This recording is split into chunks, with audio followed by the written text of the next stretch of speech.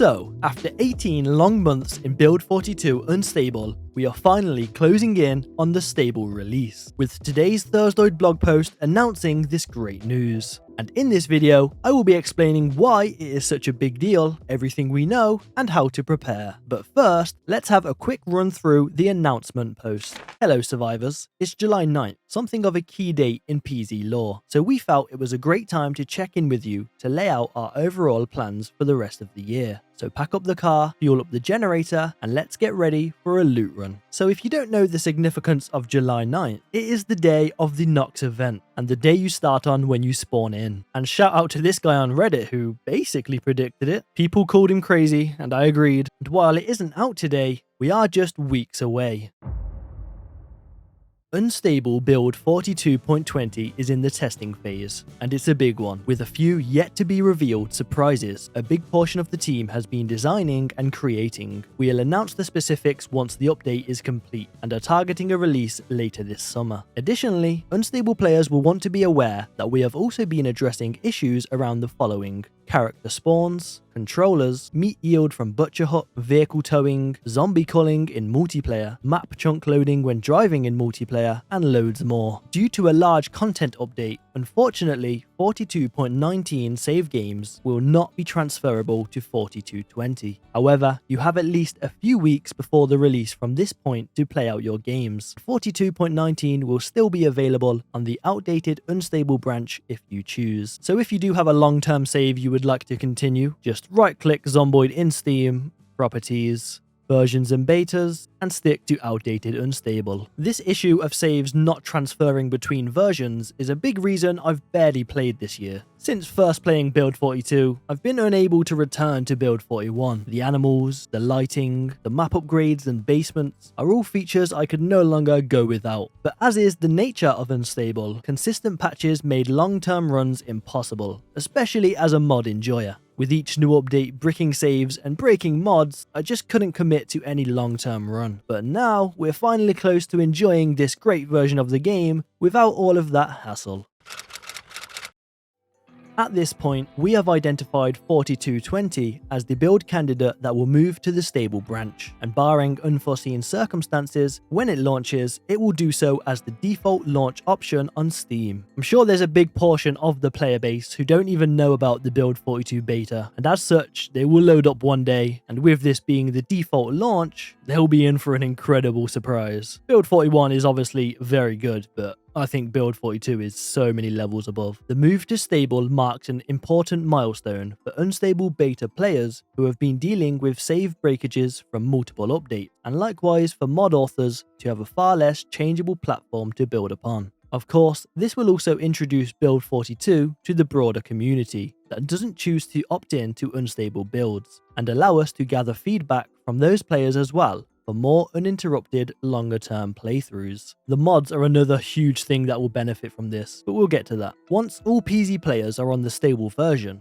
our current plans are as follows. 1. After any necessary hotfixes are identified and released, we will begin working on a patch consisting of tweaks and adjustments based on player feedback, primarily aimed at the late game. 2. After we hit stable, once hotfixing and such is over, we will be releasing both our latest mapping tools, WorldZ, TileZ, etc., and our in-house animation editor and integration tool, AnimZ. We believe that having greater control over animations will be of huge benefit to modders looking to unleash their creativity. The modding community is of course already incredible, but this will just take it to that next level. It must be so hard and annoying creating mods that need constantly updating with the ever-changing code for Unstable. 3. Community localization work is an ongoing project with an amazing response from players all over the world, and will continue. Over 1.3 million words have so far been translated into 29 different languages just since June. We are still looking for volunteers for some underrepresented languages, including Danish, Dutch, Korean, Greek, Norwegian, Polish, and Portuguese. If you are interested in contributing, please see the details in our previous blog post. And 4. Clearly, there is plenty of work ahead on the road to our future major builds. Is that a Build 43 announcement? Build 43 before GTA 6? But in addition, through the rest of 2026, we will also be working on a Build 42 support update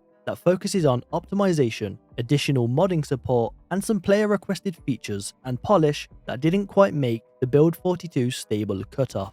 So we are just over halfway through the year now, and it seems by the end of the year, this game will be in an incredible place. This support update will benefit from many of our learnings from Build 42 and the recent process changes the team has implemented, as well as addressing technical debt that has built up over time and is aimed at continuing to improve our development pipeline. So they did mention optimization, which I think definitely needs some work. Build 41 was pretty easy to run, but Build 42 with all of the animal AI, much taller buildings and underground, the game can be a little stuttery, to say the least. Even after spending my life savings on a good PC, driving through a town is guaranteed lag, so I would love to see that sorted out. They also mentioned additional modding support, along with the mapping tools and animation editor, which could take the modding game to the next level. There's already been some recent ones that have really blown me away, but this community has so many great ideas. I'm expecting some absolutely insane mods, which of course I will cover. My next video will be focusing on animal mods, so if that interests you, hit subscribe to make sure you don't miss it. It'll be interesting to see what the features are that didn't make the cutoff just yet. I've got a few in mind and some insider knowledge, but if I speak, I'm in big trouble. If you haven't seen it yet, under the stewardship of Calvi, the official Project Zomboid map project has been significantly updated and upgraded. So this was the OG site until Build 42, and before we check it out, this is what Calvi had to say. The official Project Zomboid mapping project has undergone an enormous upgrade and now supports Build 41, Build 42, and legacy versions. This has been a huge amount of work and a complete rewrite of B42 map over the past few months to have it up to scratch. My goal with this upgrade was to give the map the same freedom of use to players that the game does. You should be able to use the map as much, as little, and in whatever way you feel fits best for you. Roleplay mode was made to reflect your character's mental knowledge of Knox County. If you think about your hometown, you can think of the street name and picture the buildings on Main Street. But do you really know the details of each business and how they look inside? And then he thanks Blind Coder for all of his incredible work over the last decade on creating the foundation of the official mapping project. So this works just as you would expect, but there are some very cool new features. As mentioned, we have a roleplay mode, and that has removed all of the town names, but you can still see the street names, unless you want to turn that off. But as you can see, it makes all of the POIs undiscovered, and you can't peek inside to get a good look at what loot is in there, well, apart from the windows. In the standard mode, you can see the POIs have changed with the in-game icons. You can also create your own. There we go. We can see the forage biomes, which is very cool, and also one of the best upgrades in Build 42, along with basements. And there is plenty of those, just not in the big old city. If you're setting up base, you can check how far the generator radius is. Then we even have modded maps, and I've heard there's plenty more of these to come. Let's check out Taylorsville. There it is. Look at that beauty. Constown? And lastly, we have load save game. The instructions are here, so let me quickly do that. And there we go. Let's see what this does. And as we see, the fog of war covers the land, except for Echo Creek, where I spawned. And you can see all of the locations that I've discovered in-game. I also turned on roleplay mode, so I can find these interesting looking buildings without knowing exactly what they are. Sometimes I do feel a little cheesy, like I'm cheating when I pull up this map, especially in an undiscovered area for me. So this is a nice little balance. So obviously I can create markers in here myself, but it would be cool if it imported my ones from the in-game map, though I don't know how possible that is. They then announced a newly made Super Best Friend Alliance, meaning you can get 20% off PZ and Rimworld in a bundle. I will say Rimworld is a great game, one that I've been loving recently, and I do plan on doing the occasional Rimworld video on this channel in the future. Probably the 100 days or movie type videos, as that is something I would like to lean towards. Sadly, writer Pat Brennan, aka Pat Brennan, is stepping away from the project on a full-time basis. Although we may still see his words again in future, not least because we need to know what happens next to Father David and Jacinta in Series 2 of Balloonicon after their doomed night of passion. Pat wrote the lion's share of the additional narrative material in Build 42, for which we are proud and grateful. He will still be writing on other platforms which you can check out. But it is a shame that such a prominent figure in the dev team is leaving. But hey, that happens. You also get new additions like Sir Ellen, who seems to have done a great job so far.